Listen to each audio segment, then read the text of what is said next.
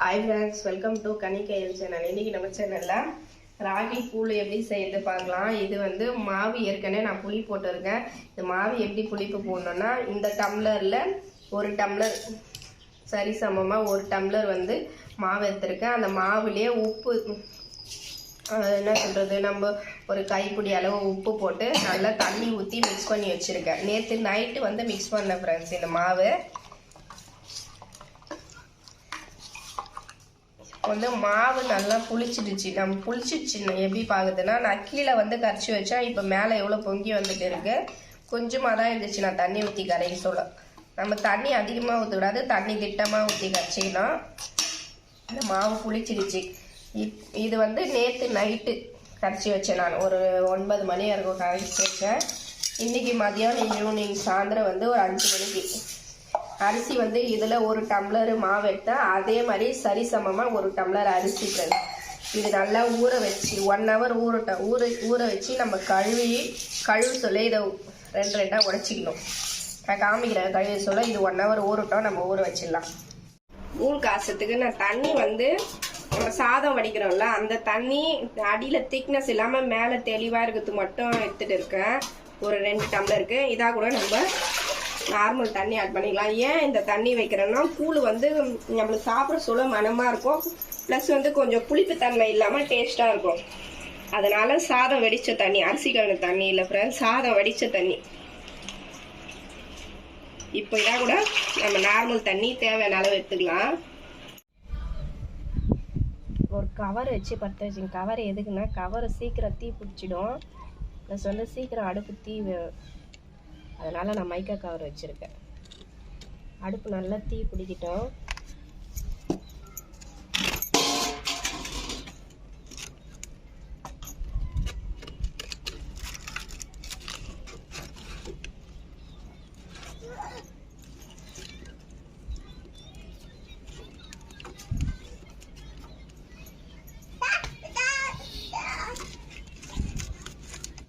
அடுப்பு நல்லா தீ பிடிச்சிச்சு.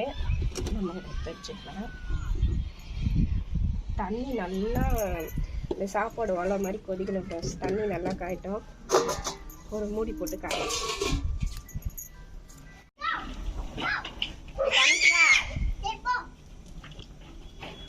அரிசி நல்லா கழுவிட்டேன் நான்.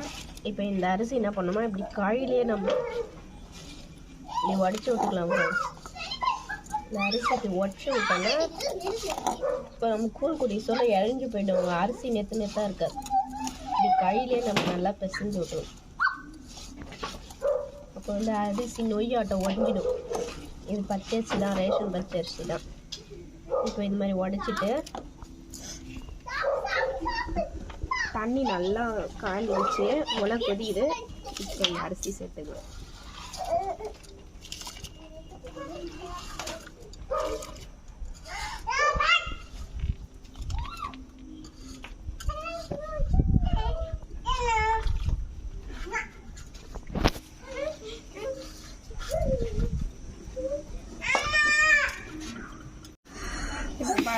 நான் இடையில ஒரு 4-5 வாட்டி தழுவி விட்டேன். இப்போ நல்லா வெந்து நம்ம கஞ்சி பதத்துக்கு இழஞ்சிடுச்சு. இந்த மாதிரி இழந்த பிறகு மாவு ஊற்றினாதான் கூழ் பிடிக்கிறதுக்கு நல்லா இருக்கும். அரிசி வேகாத உடனே மாவு ஊற்றி தொழக்கூடாது.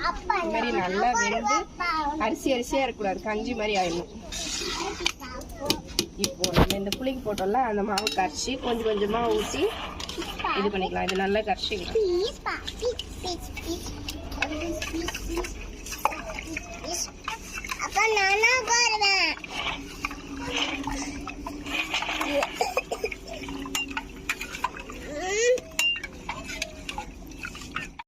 இப்போ மாவு கொஞ்சம் கொஞ்சமா ஊற்றி தொழையணும். ஒன்றா ஊற்றினா நம்மளால தொழைய முடியாது. கொஞ்சம் கொஞ்சமாக ஊற்றி தொழைவிட்டு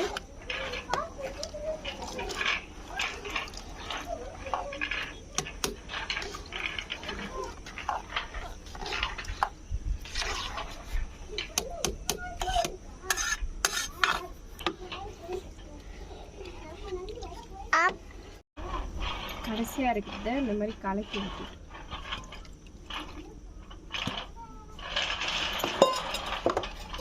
மாவு ஊற்றிட்டு நல்லா தொழணும். இல்லைன்னா கட்டி கட்டியாகிடும்.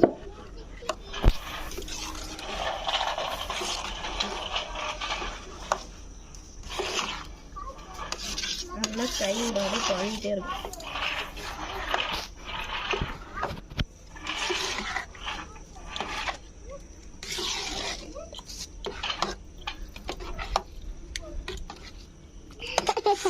நீ என்ன பார்க்குற அப்பா?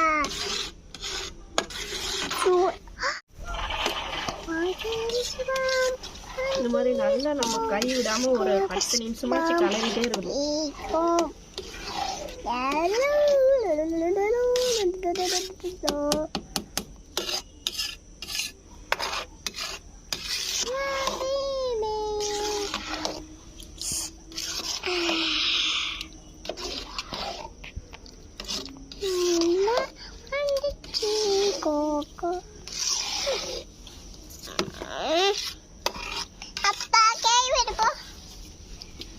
கலரி விட்டு நம்ம மூடி போட்டு கொஞ்ச நேரம் கழிச்சு கலரணும். தீ வந்து கொஞ்சம் சிம்மிலே வைக்கணும்.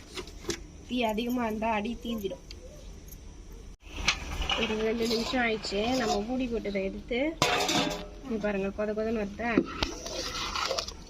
தொலைவணும் ஃப்ரெண்ட்ஸ். நம்ம இதில் தொலைவுறதுல தான் இது பூவுடைய பக்கம். தொலைவாம வைப்பா பூ நல்லா இருக்காது. எவ்வளோ கை விடாமல் கட்டி இல்லாமல் கலர்றோமோ அதுதான் டேஸ்ட்டு.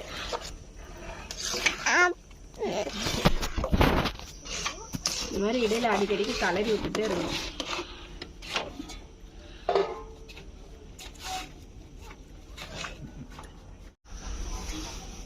இப்போ நான் தொலைவி விட்டு ஒரு 10 நிமிஷத்துக்கு மேலே ஆயிடுச்சு. மாவு அரிசி எல்லாமே ஒன்றா மிக்ஸ் ஆகி பூத்து வருது பாருங்கள். இந்த ஸ்டேஜில் நல்லா நம்ம கலரி விட்டு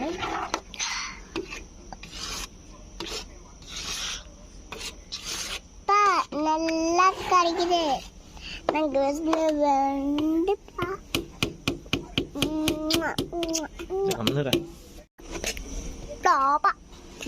நல்லா கலரி விட்டுட்டு ஒரு சமம் பரப்பிட்டு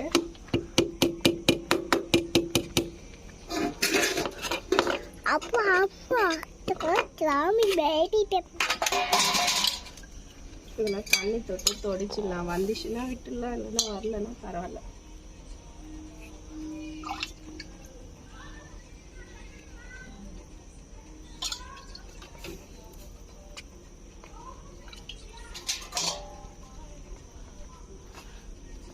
மேலே கொதன்னு இந்த மாதிரி கொதன்னு வர சொல்ல நம்ம மூடி போட்டுடணும்.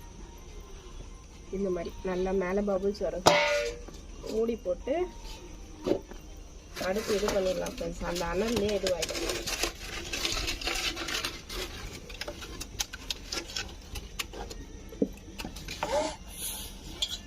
இப்போ நம்ம விறகு அணைச்சிட்டு அடுப்பில் எவ்வளோ நெருப்பு இருக்குது பாருங்கள். இந்த நெருப்புலேயே ஃபுல்லாக நெருப்பு கறியாகிற வரைக்கும் நம்ம அடுப்புலேயே வச்சுட்டு தான் இறக்க போகிறோம். இந்த அனல்லே வெந்துடும். நம்மளுக்கு ஒரு 1 hour கழிச்சு தான் இறப்போம் ஃப்ரெண்ட்ஸ். அதனால் இதில் நல்லா வந்துடும். நம்ம கேஸில் செய்யுதுன்னா இன்னும் ஒரு 10 நிமிஷம் எக்ஸ்ட்ரா கழிச்சு கேஸ் ஆஃப் பண்ணிட்டோன்னா சரியாயிடும். நான் இறக்க சொல்ல காமிக்கிறேன். இங்கே பாருங்கள் ஃப்ரெண்ட்ஸ், அடுப்பு மொத்தம் நம்ம மூடிட்டு போக சொல்ல நெருப்பு எப்படி இருந்துச்சு. இப்போ நெருப்பு எல்லாமே இப்போது நம்ம தட்டு திறந்து பார்க்கலாம். தண்ணி விடும். இந்த தண்ணி நல்லா கீழே இழுத்துட்டு அப்புறம் தான் மூடணும். இது பாருங்கள், அந்த அனல்லையே இப்படி வந்து நல்லா வெந்துட்டு இருக்கா. அவ்வளோதான் ஃப்ரெண்ட்ஸ். இப்போ நம்ம இந்த தண்ணி நல்லா இழுத்துட்டு மூடணும்.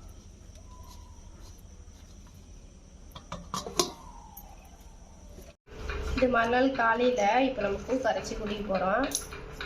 இந்த மேலே இருக்க இதுவெலாம் வந்து அழுக்காக எடுத்துடணும். அதோட கரைச்சோன்னா குடிக்க முடியாது. அது ஒரு மாதிரி நல்லா இருக்காது. இதுதான் ப்ராசஸ். இது மேலே இருக்கிறத மட்டும் நம்ம எடுத்து வச்சுக்கணும். அப்படியே கை போட்டு எடுத்தாலே வந்துடும். இல்லைன்னா ஸ்பூன் போட்டு கூட நம்ம சொல்லிக்கலாம்.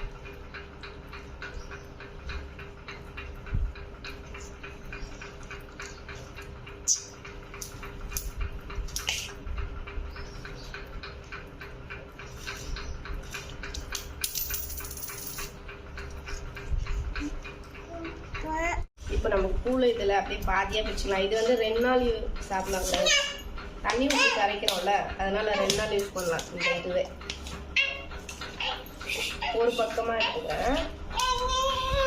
2 நாளைக்கு இருந்தால் கூட தண்ணி விடாது இந்த மாதிரி காய்ச்சலாம்.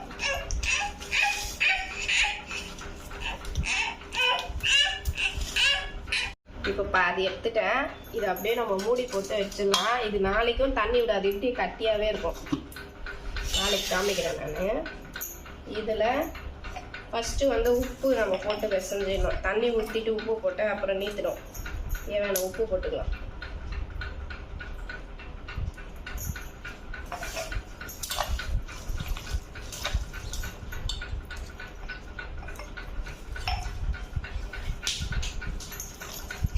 உப்பு போட்டு நல்லா ஃபஸ்ட்டு பிசைஞ்சிடணும்.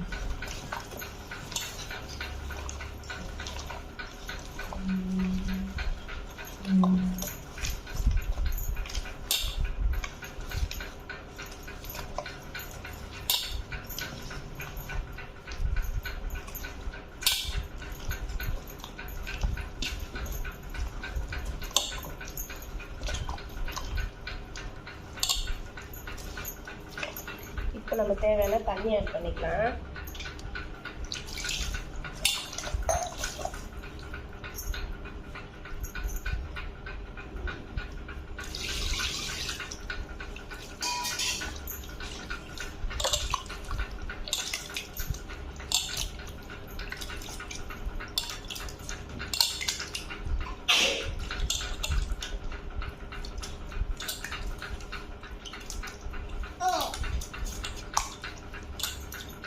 ஃபஸ்ட்டு தண்ணி கம்மியாக ஊற்றணும். ஃபஸ்ட்டு அதிகமாக ஊற்றணும்னா அப்புறம் கரைய முடியாது. கொஞ்சம் கட்டியாக கரைச்சிட்டு அப்புறம் தேவையான தண்ணி ஊற்றி மிக்ஸ் பண்ணிக்கலாம். இப்போ பாருங்கள், இவ்வளோ கட்டியாக இருக்கு. இப்போ நான் தேவையான தண்ணி ஊற்றிக்கிறேன். முதல்ல தண்ணி ஊற்றிட்டோன்னா அப்புறம் ரொம்ப தண்ணி ஆகிடும். கொஞ்சம் ஃபஸ்ட்டு ஊற்றி கரைச்சின்னா அப்புறம் நம்ம திட்டமாக ஊற்றிக்கலாம். இப்போ இடையில் உப்பு செக் பண்ணி உப்பு இல்லைன்னா போட்டுக்கலாம்ப்பா.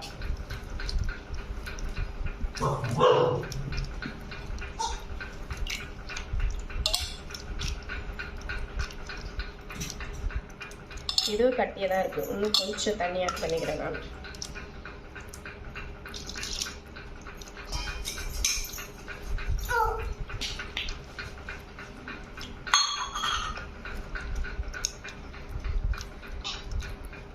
அவ்வளோதான் ஃப்ரெண்ட்ஸ்.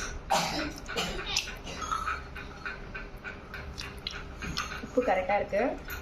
அப்படி பத்தலைன்னா இப்போ இந்த ஸ்டேஜில் நம்ம உப்பு ஆட் பண்ணிக்கலாம். இவ்வளோதான், கூழ் ரெடி. சாப்பிட்றதுக்கு நல்லா டேஸ்ட்டாக இருக்கும். இதுக்கு சைடிஷ் வந்து நான் சின்ன வெங்காயம், மோர் மிளகா, மாங்காய் ஊறுகாய், லெமன் ஊறுகாய், இது 4 எடுத்துருக்கேன். இந்த வீடியோ பிடிச்சிருந்தா கொஞ்சம் சப்போர்ட் பண்ணுங்கள். மறுநாள் ஃப்ரெண்ட்ஸ், நேற்று பாதி எடுத்தோமா, அதனுடைய பாதி வந்து இது நீ பாருங்கள் அப்படியே இருக்குது. எதுவுமே ஆகலை, கொஞ்சம் கூட இது ஆகலை. தண்ணி விடவே இல்லை. நம்ம இது கட்டியாக இது பண்ணுறோம்ல, அதனுடைய இது தான் இது. நம்ம ரொம்ப தண்ணியாக பண்ணால் மறுநாள் வந்து நீத்து போயிடும், அப்படியே தண்ணி விட்டா மாதிரி ஆகிடும். இது மறுநாள் வச்சு கூட நல்லா இல்லை பாரு. இப்போ மறுபடியும் நான் மறுநாள் இதை யூஸ் பண்ணுறேன். அவ்வளோதான் ஃப்ரெண்ட்ஸ், இப்படி தான் நான் செய்கிறது.